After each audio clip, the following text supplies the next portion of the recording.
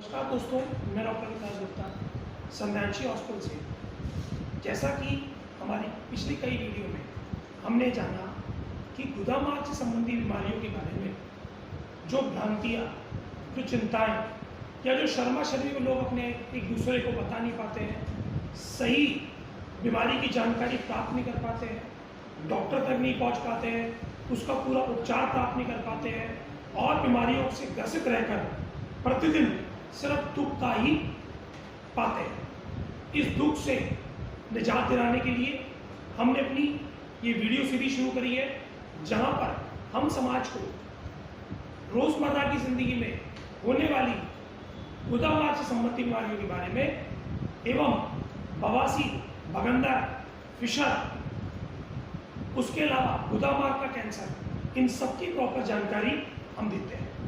आज की हमारी जो चर्चा का विषय है कि गुदामार्ग से संबंधित बीमारियां क्यों होती हैं, क्या कारण है इसका,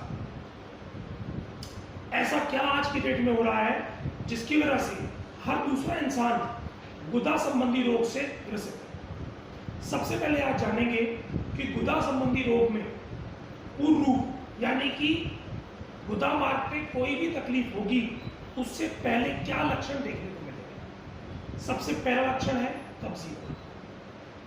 देखिए, आज की जो हमारी जिंदगी है, सुबह का नाश्ते का समय नहीं है, दोपहर के खाने का समय नहीं है, रात्रि भोजन बहुत लेट होता है, रात को प्रॉपर सोते नहीं है, जितना पानी की मात्रा चाहिए उतना पानी नहीं पीते हैं, चाय बहुत ज़्यादा है, कॉफ़ी बहुत ज़्यादा है, नाश्ते के अंदर लोग चाय के साथ में बिस्किट, फैन, मट्ठी, ब्रेड, इन सब चीज़ों को ग्रहण करते हैं।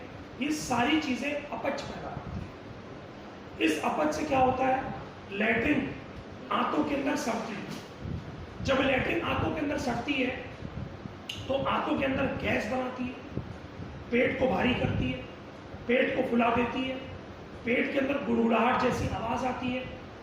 इसके बाद क्या होता है, सड़ा हुआ मल जो पच नहीं पाया, जिससे आपके शरीर को कोई क्षमता प्राप्त नहीं हुई, कोई ताकत प्राप्त नहीं हुई, कहने के लिए आपने भोजन कर लिया और आपका शरीर फूल गया, परंतु वो बीमारियों से फूल गया। जी हाँ, बीमारियों से फूल गया। क्यों? क्योंकि आपके शरीर के अंदर अगर मल ढंग से पचेगा तो लाएगा खुशहाली, समर्थता, ताकत, इम्यून सिस्टम स्ट्रॉन्ग। लेकिन अगर आपके शरीर में मल सड़ गया, नहीं पचा,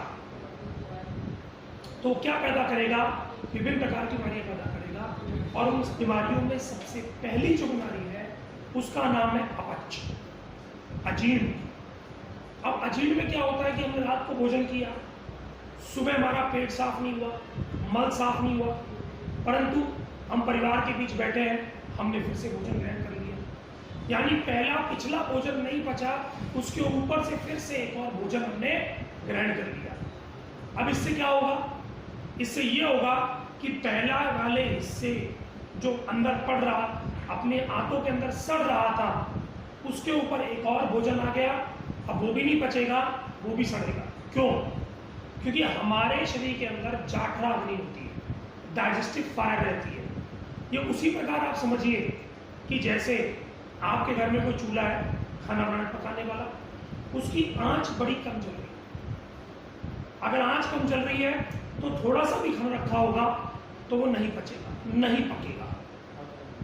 परंतु अगर एक बड़ी कढ़ाई रख लो और उसमें खूब सारा भोजन डाल दो और आंच हल्की कर दो, तो भी स्थिति के अंदर क्या होगा कि भोजन नहीं पकेगा। जब भोजन नहीं पकेगा तो वो क्या होगा, वो पड़ा सड़ना शुरू हो जाएगा। वही हमारे साथ होता है कि हम जब भोजन कर लेते हैं या तो उसके बाद विश्राम करते हैं, या पिछले भोजन के पचने से पहले दूसरा भोजन चालू कर देते हैं। इस प्रकार हमारे पेट में अपच पैदा होता है। लिवर कमजोर होता है। लिवर के कमजोर होने से क्या होता है, जो खून हमारे शरीर में बनना चाहिए वो कमजोर मात्रा का होता है, उसमें क्षमता नहीं होती, उसमें पर्याप्त ताकत नहीं होती कि वो ऑक्सीजन को पूरी बॉडी में ले जा सके। इस स्थिति से क्या होता है, आपका शरीर दिन प्रतिदिन मांसपेशी कमजोर, शरीर में क्षमता कार्य की कम होना, डकार आना, पेट का फूल जाना। इसके अलावा अगर ये बीमारी थोड़ी सी और बढ़ेगी तो सांस लेने में तकलीफ, हृदय के ऊपर जोर रहना, छाती में ऐसा लगना कुछ रखा हुआ है, हार्ट के ऊपर कोई ईंट जैसी चीज रखी हुई है, छाती भारी होती जाएगी, सांस भारी होती जाएगी। अब ये बीमारी जब ऊपर आएगी गले तक तो गले को सुखाएगी, जब ये मुंह पे लाएगी तो मुंह को सुखा देगी। उससे क्या होगा, आपकी खाने की इच्छा वह कम होती जाएगी, यानी जितना भोजन आप कर रहे थे आज से कुछ दिन पहले वह कम होता जाएगा।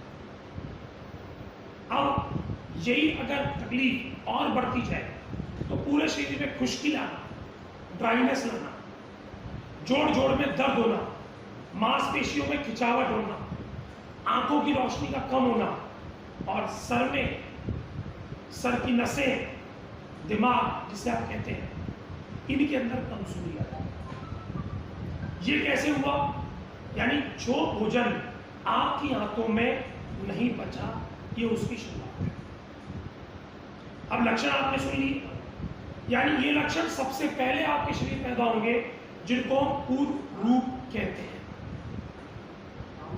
इन पूर्व रूपों के बाद क्या होगा, आपकी गुदामार्ग के ऊपर कब्जी में जब आप जोर लगाओगे तो लैट्रिन निकलने में तकलीफ होगी। जब लैट्रिन निकलने में तकलीफ होगी तो क्या होगा, वहां की नसें फूल जाएंगी। जब वो नसें फूल जाएंगी तब क्या तकलीफ होगी, आगे लैट्रिन और मुश्किल से जाएगी। जब वो और मुश्किल से जाएगी उसके उपरांत क्या होगा कि जो नसें फूलेंगी उनके अंदर फटने जैसी स्थिति आएगी और किसी दिन जब आप जोर लगाएंगे तो मस से फट जाएगा और आपकी लैट्रिन के रास्ते खून आना शुरू हो जाएगा। यानी तब जाके आपको पता लगता है कि मेरे बवासीर बन गई, मेरे बगंदर की शुरुआत होनी शुरू हुई है।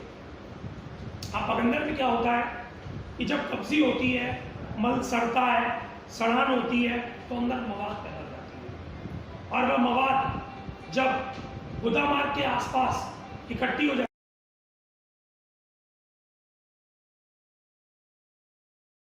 गुदामार्ग के आसपास जब कोई सूजन हो जाती है, अंदर लैट्रिन सड़ेगी, मवाद बनाएगी और बाहर आके सूजन हो जाएगी। उस सूजन से क्या होगा कि बाहर एक फोड़ा पैदा होगा। उस फोड़े के अंदर जब वो फूट जाएगा तो बनेगा बगंदर।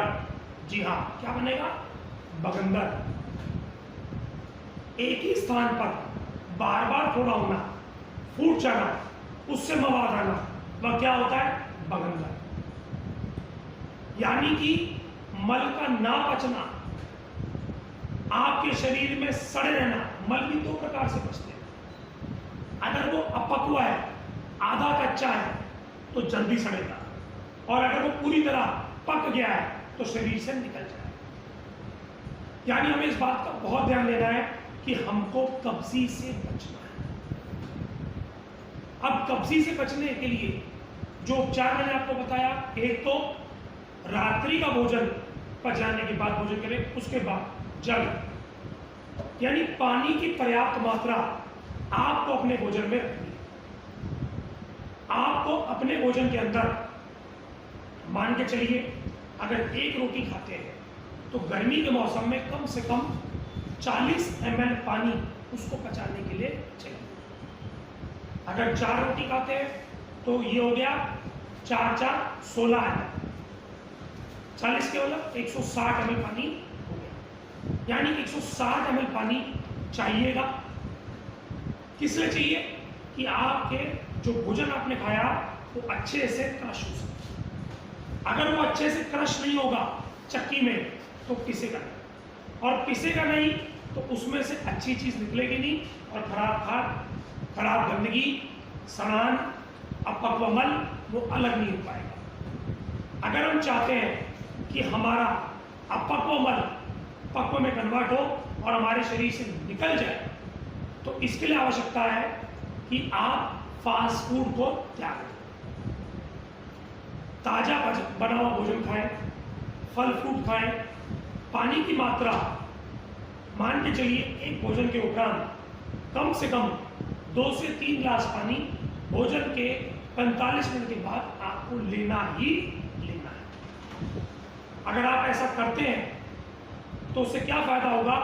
भोजन अच्छे से पचेगा, मन प्रॉपर बनेगा और आपके शरीर के अंदर जिसे आप कह सकते हो समर्थता, शक्ति, ये बराबर बढ़नी शुरू हो जाएगी। इसके बाद भोजन के अंदर इस बात का हमें बहुत ध्यान रखना है कि दही रात को नहीं लेनी, दिन में ग्रहण कर सकते हो। रात्रि का भोजन कम करें, दोपहर का भोजन सबसे ज़्यादा करें और नाश्ते में अगर संभव हो सके तो फ्रूट्स, दलिया, पोहा ऐसे भोजन लें जो तुरंत पच जाते हैं और तुरंत शक्ति आपके शरीर में प्रदान करते हैं। तो भोजन पानी के बाद अब हम और चर्चा करते हैं कि क्या हमें दूध लेना चाहिए। जी, रात्रि को सोते वक्त जिन लोगों को कब्जी रहती है 1 गिलास गर्म दूध जरूर ग्रहण करें। उससे, क्योंकि दूध अपने आप में क्या है, विरेचनीय, यानी जो भी मल आंतों में जमा होगा उसको वो निकाल बाहर करेगा, आपकी आंतों को साफ कर देगा, इससे गंदगी आपके पेट में नहीं रहेगी।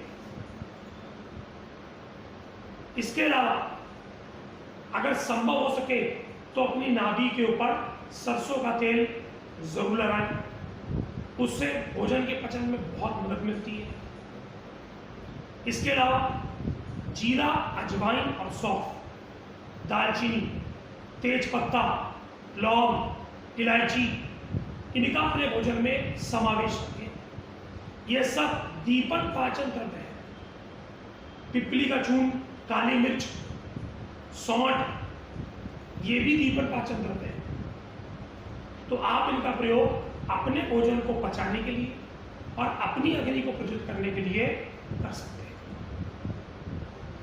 इसके उपरांत कुछ बातों का आपको बहुत ध्यान रखना है। भोजन करते वक्त अपने मन को शांत रखना है। आपका ध्यान किसी फोन पे, किसी मोबाइल पे ना हो। भोजन करते वक्त सिर्फ भोजन पे ध्यान रखें। इससे भोजन को पचाने में मदद मिलती है। क्यों? क्योंकि अब आपके दिमाग का सारा ध्यान केंद्रित आपके भोजन पर है। आपका सारा ब्लड सर्कुलेशन अब इंटेस्टाइन्स के पास है, यानी जो कुछ आप खा रहे हो वो अच्छे से डाइजेस्ट होगा, न्यूट्रिएंट इंटेस्टाइन के अंदर अब्सॉर्ब होंगे, ब्लड सर्कुलेशन से बॉडी के हर हिस्से पहुंचेंगे और आपकी बॉडी के अंदर स्ट्रेंथ बन गई। कई लोगों के अंदर जिनका क्रॉनिक कॉन्स्टिपेशन चली आ रही है, उनमें हमने पाया कि उनको कब्जी तो नहीं, लेकिन उनकी आंतें कमजोर हो गई। ऐसे मरीज को इस मौसम में, गर्मी के मौसम में, बेल का चूर्ण 1 चम्मच सुबह, 1 चम्मच शाम को, या छाछ दोपहर 1 गिलास, उस छाछ के अंदर जीरे का तड़का लगा लें, थोड़ा हींग और थोड़ी काली मिर्च मिला लें। ये भोजन को पचाने में अति उत्तम द्रव्य है और इसका फायदा ये होता है कि आपके शरीर के अंदर जो अग्नि है, यानी आपकी डाइजेस्टिव फायर है, उसको सपोर्ट करती है और वो कंटिन्यूसली अपना काम करती रहती है। तो आज हमने जाना कि बवासीर के होने के सबसे बड़े कारणों के बारे में। इसके अलावा एक ऐसा कारण है जो आप चाहते ना चाहते रोज करते हैं और आपको पता ही नहीं। आज हम सबके घरों में अब वेस्टर्न टॉयलेट आ गए।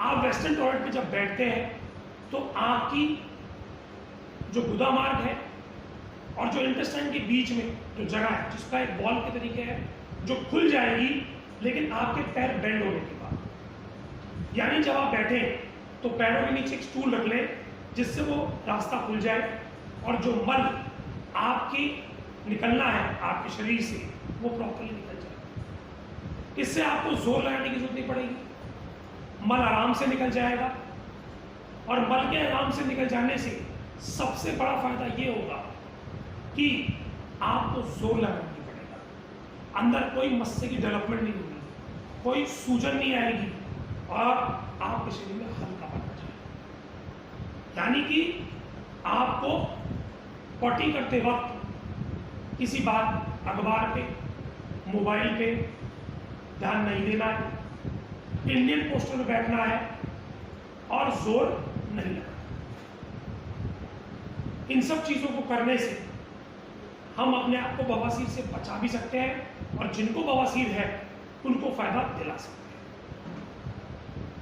तो आज का सेशन हम समाप्त करते हैं। अगली बार किसी नए विषय में चर्चा करेंगे। धन्यवाद, नमस्कार।